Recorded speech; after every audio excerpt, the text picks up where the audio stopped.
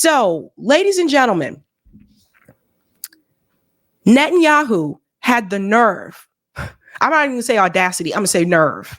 He had the nerve to come to the U.S. and speak at the United Nations.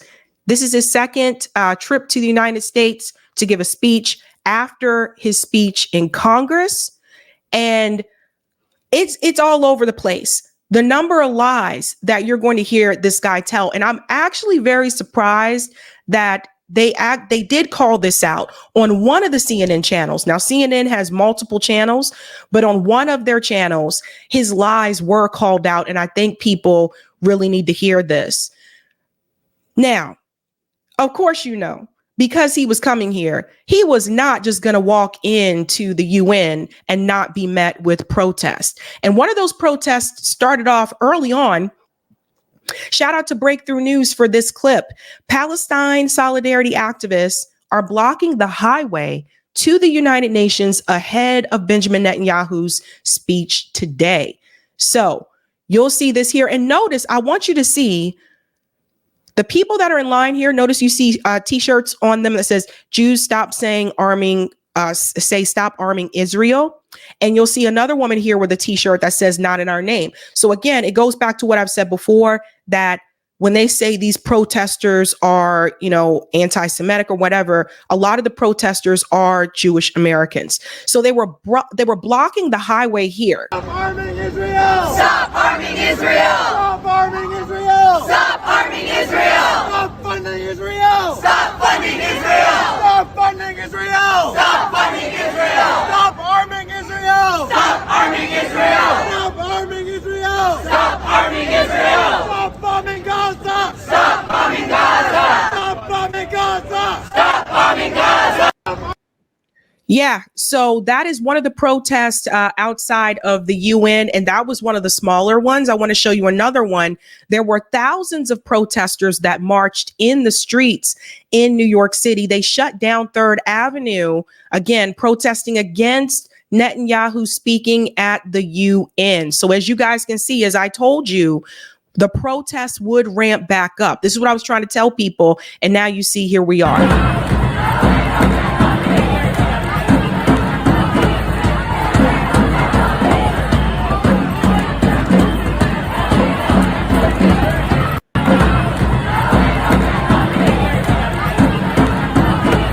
Letting Netanyahu know that he is not welcomed here. And that's the thing. The majority of Americans want a ceasefire. They want this to end. And it doesn't stop there. There were a number of speakers at these protests as well. Jill Stein was one of them. And also, so was Rania Khalek. Now, why is this important with Rania? For one, Rania is Lebanese. I don't know if everyone is aware, but today, Israel has been heavily bombing Lebanon, in particular Beirut, and they're bombing Beirut in busy streets. So it's intentional to harm as many people as possible. This will be revealed also in Netanyahu's speech when he refers to some of these other countries in the Middle East as a curse. He reveals himself there. But I want you to hear what Rania had to say. And the last year, as Palestinians have been facing genocide armed by the U.S., carried out by Israel, Israeli leaders have every single day threatened to bring about apocalypse on Lebanon. They threatened to burn Beirut and turn it into Gaza. And over the last week, we've watched them carry out one terrorist attack after another against the people of Lebanon. And earlier this week we saw them, sorry, can you hear me? Earlier this week we watched the Israelis indiscriminately carpet bomb Lebanon and kill and murder over 500 people in the course of 24 hours, and it has not relented. Every single day of this week, I wake up in the middle of the night to look at the news to see how many people they've slaughtered in my country. And you know what else I think about? I think about the fact that for the last year, Palestinians have had to endure this. All of our hearts are breaking for Palestine. But there is something viscerally extra horrible about watching home, your own home, be destroyed. Enough. Enough of this destruction. Enough of the media lying about this destruction. Every day Israel terrorizes our people. They say Israel's acting in self-defense. Genocide is self-defense. And that we're the terrorists. Because our resistance is hitting their military stations. We're the terrorists. That's what they say. They are the terrorists. Netanyahu is a terrorist. Biden is a terrorist. Vice President Kamala Harris, who has been silent since Lebanon has been bombed, has backed Israel 100%, is a terrorist. They want us to submit or die. That's what their ceasefire proposals say. But our people will not submit, and they will refuse to die. They will always fight back. And they are fighting under the most dire of circumstances. In Gaza, they are fighting under the most dire of circumstances, from tunnels. In Lebanon, they are fighting under dire circumstances where they are turning South Lebanon into another Gaza. And we in the Imperial Corps, we say no. We say enough. We say arrest the war criminals, arrest Netanyahu, arrest Biden. No more weapons for Israel. Enough.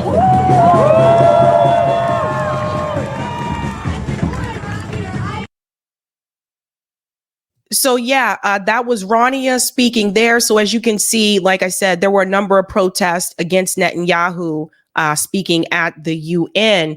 And then we move into what actually happened inside the UN. And this is the one that I think probably pissed Netanyahu off the most.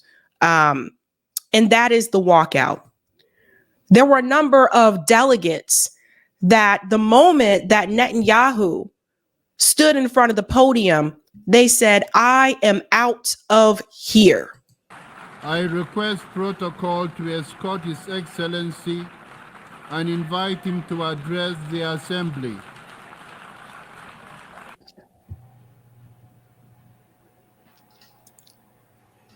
So you can see them walking out. Order, please. Ladies and gentlemen, order.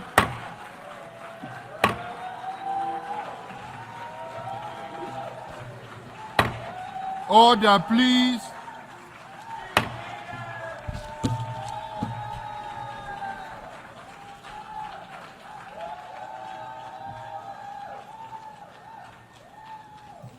So as you can see, it's pretty empty in there when people start to get up and walk out. And there's another angle here. Ladies and gentlemen, order.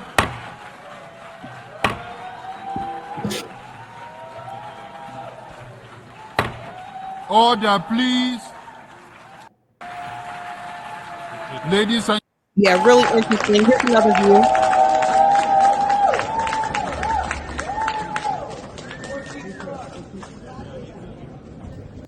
Yeah, so again, definitely not wanting to hear Netanyahu's lies. Some people say that they should have stayed there and they should have, protested in a different way. I don't know. People have different ways of protesting. And then we get into the cringe speech from Netanyahu. We're not going to play the entire speech, but there is one part that I want to focus on in another clip from the speech that I want you to hear as well. Brace yourself for the number of lies that this guy is going to tell. And then we're going to get into the aftermath of this speech. Here's the truth. Israel seeks peace. Israel yearns for peace. Israel has made peace and will make peace again.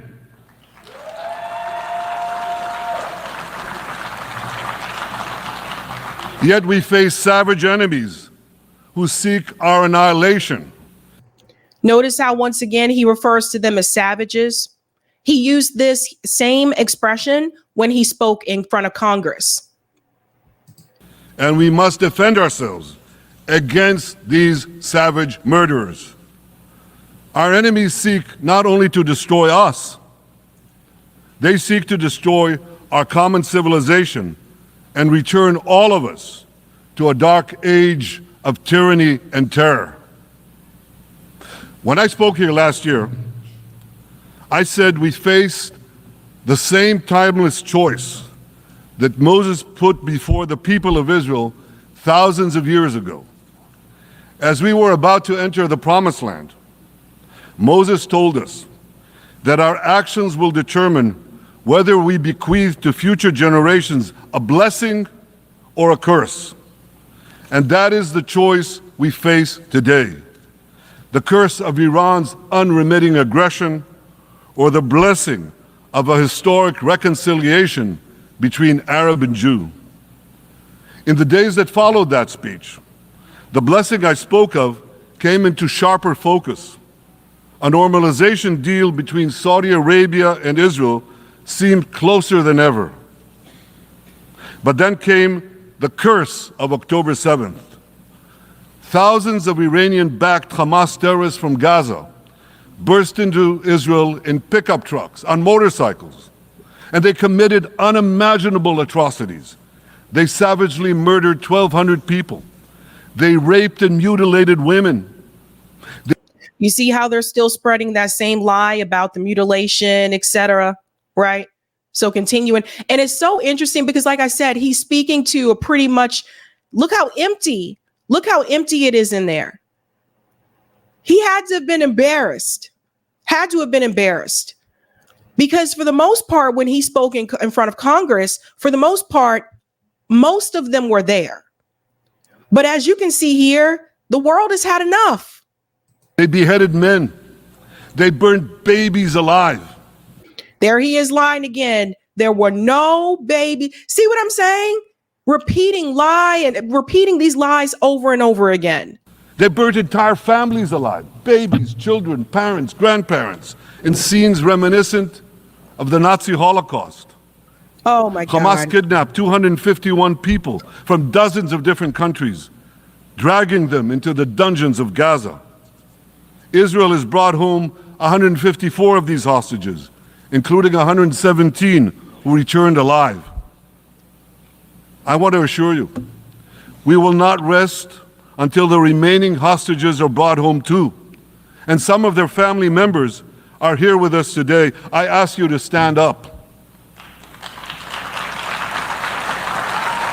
So as I said before, if he really wanted to get all those hostages back, he would have accepted the ceasefire deal to get the hostages back. That's not what he wants. He wants to destroy the Palestinian people, and he wants to destroy now the Lebanese people as well. With us is Eli Stevie, whose son Idan was abducted from the Nova Music Festival. That was his crime.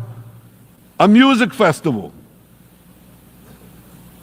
And these murderous monsters took him.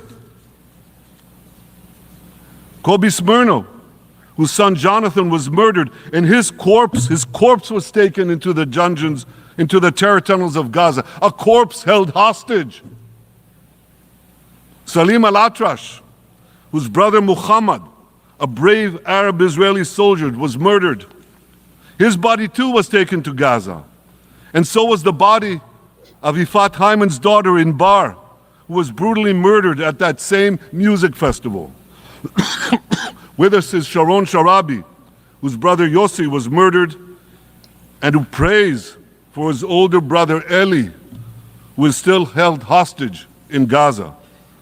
And with us too is Izhar Lifsich from Kibbutz Nir Oz, a kibbutz that was wiped out by the terrorists. Thankfully, we achieved the release of his mother Yocheved, but his father Oded is still languishing in an underground terrorist hell of Hamas. I again promise you, we will return your loved ones home. We will not spare that effort until... So once again, he's revealing himself, right? He just told you that the hostages are underground. So once again, they're acknowledging that they know that they're in the tunnels, but they're not going into the tunnels.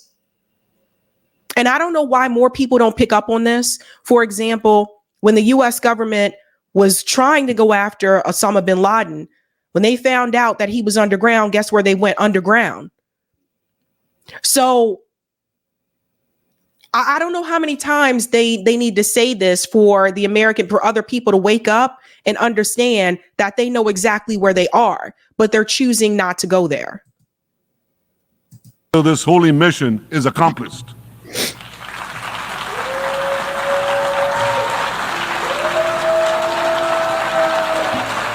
Ladies and gentlemen, the curse of October 7th began when Hamas invaded Israel from Gaza. But it didn't end there. Israel was soon forced to defend itself on 6 more war fronts organized by Iran. On October 8th, Hezbollah attacked us from Lebanon. Since then, they fired over 8,000 rockets at our towns and cities, at our civilians. You were attacking Lebanon for quite some time. In fact, when you look at both of these situations, Israel was the aggressor. Of course, he's going to omit that part. At our children. 2 weeks later, the Iran-backed Houthis in Yemen launched drones and missiles at Israel, the first of 250 such attacks, including one yesterday aimed at Tel Aviv. Iran's Shiite militias in Syria and Iraq have targeted Israel dozens of times over the past year as well. Fueled by Iran, Palestinian terrorists in Judea and Samaria perpetrated scores of attacks there and throughout Israel. And last April, for the first time ever, Iran directly attacked Israel from its own territory, firing 300 drones, cruise missiles, and ballistic missiles at us. He leaves out he omits the fact that Israel bombed the Iranian embassy. He leaves that out. So again, this is important context for someone who has not been following this story. Iran fired towards them as a warning. That was after they bombed the Iranian embassy in Damascus. This is why it's important to watch independent media, because there's a lot of things that he's leaving out here. And if you haven't been following the story, it's easy to just sit here and believe what he's saying. I have a message for the tyrants of Tehran. If you strike us... Notice how hold on. So he said, I have a message. Oh, shoot. Hold on. Israel. And last April, for the first time ever, Iran directly attacked Israel from its own territory, firing 300 drones, cruise missiles, and ballistic missiles at us. I have a message for the tyrants of Tehran. He has a message for Iran. So notice how the camera points to Iran and they're gone. Kuwait isn't there. Like I said, a lot of people got up and left. If you strike us, we will strike you. There is no place.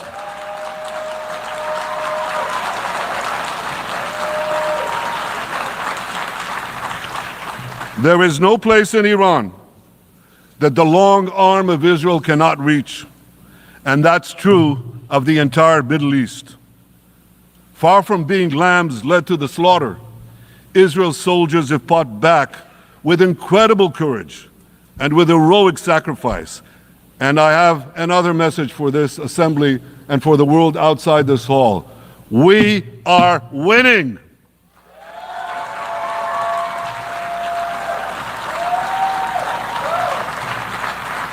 No, you're not. How are you winning and you don't have the hostages back? How are you winning and you still haven't taken out Hamas, by the way, but you're winning?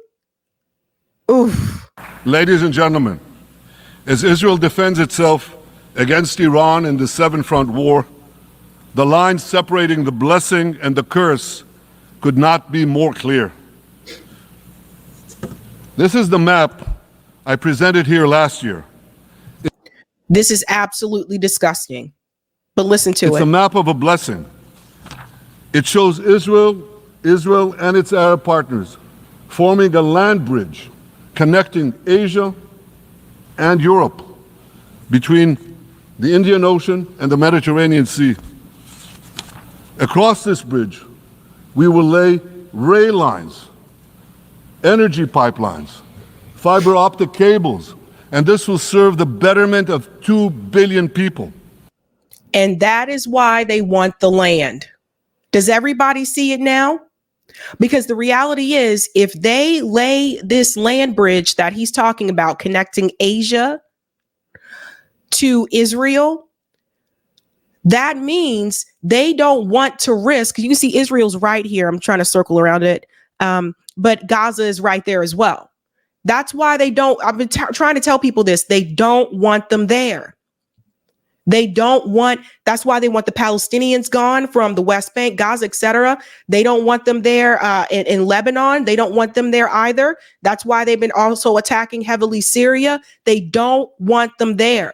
So if you follow the arrow here, it goes from Asia. This is the land bridge he's talking about, and actually all the way to Europe, connecting it to Europe. Now, in order for this to happen, that means that populations that are in the way will have to move out of the way. And Saudi Arabia is not an issue because, as he told you earlier, Saudi Arabia is willing to work with Israel. So now I'll say this, though. Saudi Arabia can be kind of shifty because, Saudi Arabia is willing to work with all different types of people because they're working with, Russia. They're a part of BRICS. They're also working with the United States. They're supposed to be an ally of the U.S. as well. So don't sit back and think that Saudi Arabia is just loyal to one nation. They're not. Saudi Arabia likes different flavors of ice cream. You know what I'm saying? Like, they're not just like, I just like chocolate. They like chocolate, vanilla, strawberry. They want the Neapolitan ice cream. So they're kind of looking all over the place. So just keep that in mind. But that's why they want the land. And then there's also the issue of the Ben Gurion Canal. And this is another thing, what I've said to people before, because the reality is, folks, whoever becomes president of the United States, this is something, too, that I know that Benjamin Netanyahu has been looking to do, is to finish off that Ben Gurion Canal. And that canal, that means it's probably going to have tolls. And then you can collect money also from the tolls. So does everybody see what the big plan is? And he totally tells on himself here. He totally tells on himself and lets you know, I want these people out of the way so we can get this land bridge. Now look at this second map. It's a map.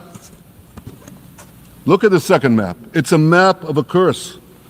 It's a map of an arc of terror that Iran has created and imposed from the Indian Ocean to the Mediterranean. So do you see? He is calling Syria, Iraq, Iran, and then you can't really see it from there, but this part right here is Lebanon. He's calling that a curse.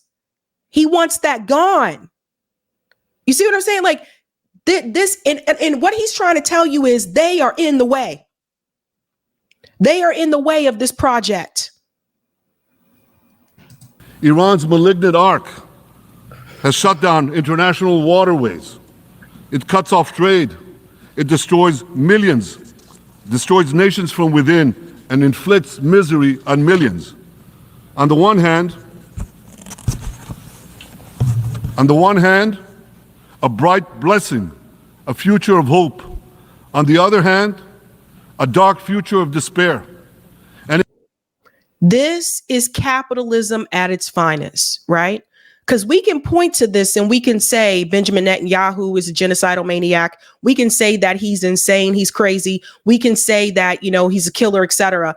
But what does this all boil down to in the grand scheme of things when you look at the blessing that he put in front of you and the project that they're working on?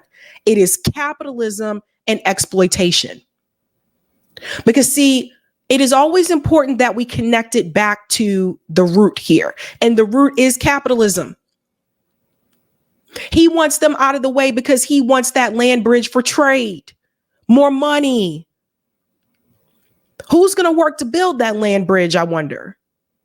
How much will those workers be paid, I wonder? Think about it, folks. This is the evil. This is the problem with capitalism. Push anyone and anything out of the way that is going to be a deterrent to the final product. You can connect that to gentrification too, by the way. If you think this dark map is only a curse for Israel, if you think that, then you should think again. Because Iran's aggression, if it's not checked, will endanger every single country in the Middle East. Now they go on with the fear factor, right? So now this is the part where they try to explain to you, or the speaker tries to explain to you why. I know I mentioned this land bridge and that would benefit us, but it's not just about us. Let me also explain to you that, Iran's going to be an issue for you too. You should be afraid of them too. They're going to come after you. So you should help us in getting this accomplished so that you won't have to worry about them either. They are leading with fear. They are leading with supremacy.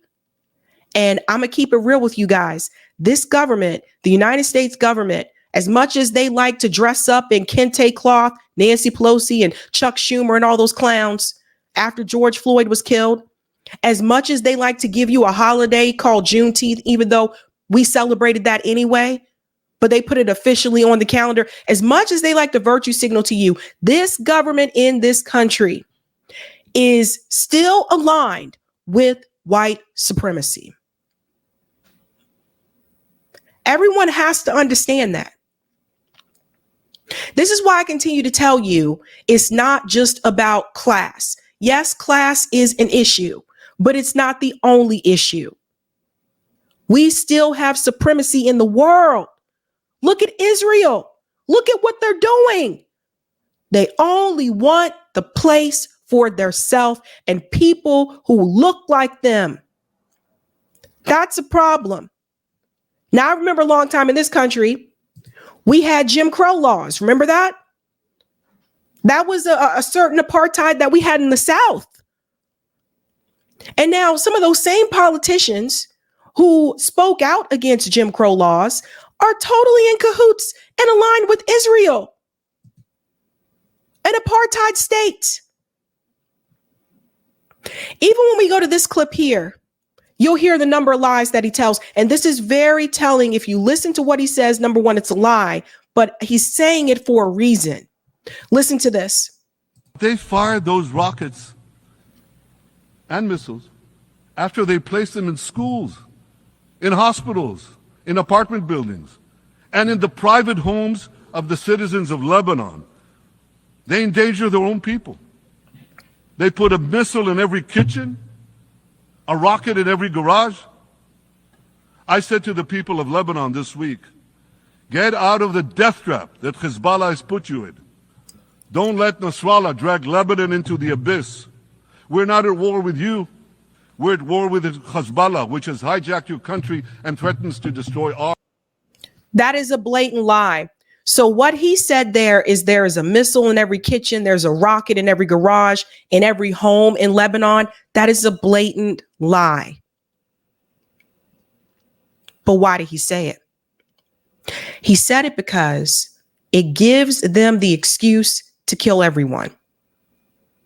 Because if he tells you that every house has a missile or rocket that Hezbollah supposedly hid there, which is BS, and you're going to see that debunked in just a second, then that gives Israel the green light to kill everybody, regardless if they're Hezbollah or not. This is a very dangerous state. And the fact that they have not been held accountable, it is very terrifying to the world, not just to Gaza, not just to the West Bank, not just to Lebanon or Syria, to the entire world, because there's no telling where they're going to go from here. They actually debunked this on CNN. Now, I was surprised, but this gentleman right here is going to debunk what Netanyahu said. Watch this. Becky, if you take into account what you just said and the fact that I don't think I heard the word ceasefire once in that speech, that clearly Israel is set on its current air campaign and perhaps a ground incursion to try to push Hezbollah back. Now, for instance, he did say that Hezbollah has a missile in every kitchen and a rocket in every garage. That sort of sends a rather alarming message to people here, because the fact of the the matter is, in South Lebanon, there is not a missile in every kitchen and a rocket in every garage, but this seems to indicate that Israel considers every house, every kitchen, every garage to be a legitimate target. But a legitimate target. There was no mention of a ceasefire in that conversation. In fact, during his speech, he wants to escalate. He wants to escalate, not de-escalate. The Biden administration is trying to pretend as though they're surprised by this rhetoric. Don't fall for it. Don't fall for those headlines that are saying that the White House is shocked or disappointed that Netanyahu is not willing to work towards a ceasefire. They already knew this. These people have been lying to us since October 7th. And now those delegates that walked out of the UN are now being labeled as anti-Semitic by Benjamin Netanyahu. I kid you not. You got to hear this, folks. Joining me now is Ambassador Linda Thomas-Greenfield, the United States Ambassador to the UN. You heard his remarks. It was a very tough speech. There is diplomacy going on behind the scenes with Secretary Blinken, but Israel's Prime Minister is accusing the UN of being anti-Semitic. What's your reaction? Thank you, Andrew, and great to be on with you. Let me just say we have raised concerns consistently of an unfair bias in the UN system as it relates to Israel. You have raised your hands multiple times to prevent a ceasefire. Ambassador Linda Thomas-Greenfield, this is the woman that always raised her hand. She has blood on her hands. Always raised her hand to not vote for a ceasefire. Even when they had all the other votes, she was the representative for the United States that would raise her hand to vote against it. So I don't feel sorry for you, Linda. I don't feel sorry for you at all. You wanted to align yourself with this country. You wanted to sit up there and raise your hand to protect them. So now you got to fight on your own. Linda, you're on your own. Just like Bobby Brown said, I guess we'll have to make it on our own. We have, I think, an inordinate number of meetings related to Israel compared to other regions in the world that where we have sometimes even more problems. Like Sudan is an example. So I think the Prime Minister is right in the sense that there is an unfair focus on Israel. I will not comment on anti-Semitism. I have no doubt that there are individuals in the UN system that might, or among member states that might apply to. I would not apply it to the entire UN system. Of course, again, it has to be a black woman, right? They got to get a black woman to say this stuff. I don't know if this woman has a family or not, but there's no way I would want to be associated with this woman at all. Netanyahu told Tehran today, if you strike Israel, we will retaliate. Iran has not retaliated directly against Israel for the assassination of the Hamas leader in the Tehran, in Tehran, in the Iranian capital, or for attacks against its proxies in Lebanon. How concerned are you about the threat today? The president, of course, has made clear that we do not want to see the situation in the Middle East escalate. We don't want to see a full-blown war in the Middle East. So, yes, we are concerned about the situation. We have just urged the Iranians who have been proactively engaged with supporting anti-Israel elements that they should cease those actions. But Israel has a right to self-defense, and we have been clear about Israel's right to defend itself should it be directly. Yeah. So this woman here she's a puppet. She's a puppet. We all know that Israel has been the aggressor, and so does she. When she tells you that they don't want to see a larger scale war in the Middle East, if they really meant that, they wouldn't continue to give Israel weapons. Because they know in the end, Israel wants all of them gone. He just showed you the map. Clear as day. Clear as day. So Linda Thomas Greenfield, I don't know why you decided to sell, your soul for Israel or for the position that you have, but you should feel ashamed of yourself. And ain't no way in the hell the United Nations should have allowed that war criminal to even step foot inside of the UN. And I'm getting really tired of people saying things that like, oh, well, it's Israel, so we got to give them a pass. No, we don't. I live in the United States of America. I don't live in Israel. Do you guys live in Israel? No, didn't think so. Why are we sticking out our neck for the state of Israel, but we're not sticking out our neck for the people in this country? Why are we doing this? Why is our government doing this? Because they're all bought and paid for. The politicians are bought and paid for by the Israeli lobby. Otherwise, this would not be happening.